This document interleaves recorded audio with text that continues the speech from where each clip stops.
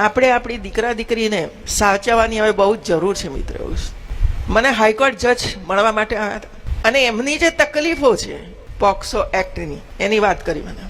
એમણે મને રિક્વેસ્ટ કરી કે તમે અમને મદદ કરો આમાં. હવે પોક્સો એક્ટ છે જ અંડર 18 દીકરા દીકરી જ્યારે ભાગી જાય છે, મેરેજ કરી લે છે અને ક્યાંક પકડાઈ જાય છે તો પછી સરકાર એને પકડી લાવે, પોલીસ પકડી લાવે અને એમને કોઈ એક સ્થાન ઉપર રાખે.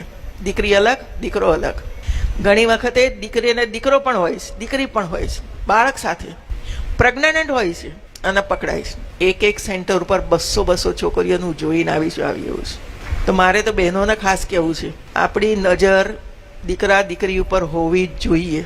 હું શંકાની વાત નથી કરતી, મિત્રો હોઈ શકે પણ મિત્રોમાં ફરક હોય છે બહેનો. હું એક એક્ઝામ્પલ આપું તમને, ધ્યાનથી તમે સાંભળજો. તમારી દીકરી 8-10 વર્ષની છે અને મામાનો ફોન આવ્યો, કાકાનો ફોન આવ્યો, ભાઈનો ફોન આવ્યો, મિત્રનો ફોન આવ્યો, તો તમારી બાજુમાં બેસીને વાતચીત કરે છે કે મારું હોમવર્ક પૂરું થઈ ગયું છે, મારું વાંચવાનું આમ છે, તું આવી જાના, બધી આવી જ વાતો હોય નાના બાળકોની. તો જે દિવસે ફોન આવે અને એ બાજુની રૂમમાં જઈને વાત કરવાની શરૂઆત કરે ત્યારે શંકા કરજો એના ઉપર. એવું કે અત્યાર સુધી મારી પાસે બેસીને વાત કરતી હતી, હવે એ બાજુના રૂમમાં જઈને ધીરેથી કેમ વાત કરે છે? Something is wrong. શંકા છે જ.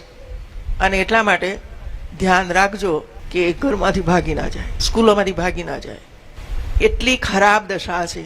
હું જ્યારે એને પર્સનલ મળવા માટે ગઈ દીકરીઓને ત્યારે કોઈ બોલવા તૈયાર નહોતું, પરંતુ હું એકલી જ બેઠી બધી દીકરીઓની સાથે ને પછી મેં કહ્યું કે હું તમારા ભલા માટે આવી છું, તમારી ભૂલો યાદ કરાવવા માટે નથી આવી.